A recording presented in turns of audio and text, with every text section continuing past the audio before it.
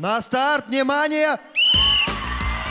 Как надвигающаяся волна пробежали игроки в туннеле. Вот такая вот скорость. И сразу же самые маленькие игроки начинают этот конкурс.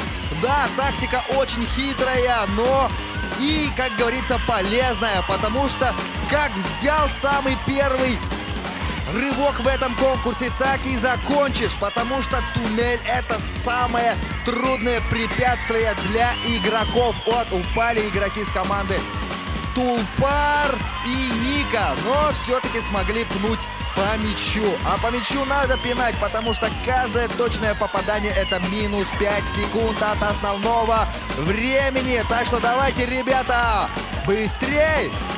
Хорошо прошла, хорошо, даже не изгибаясь. И вот нырнула игрок с команды Ника. На коленях пробежала. Молодцы. Да, еле выдерживают наши кегли сейчас этот штурм команд. Удар по мячу. И вот запутался игрок с команды Тулпар. Заметьте, игроки наши идут ровно, можно сказать, нога в ногу. Закончили!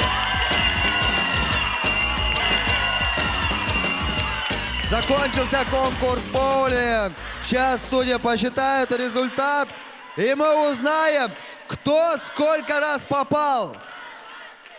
Сколько раз попали команды точно в кегли?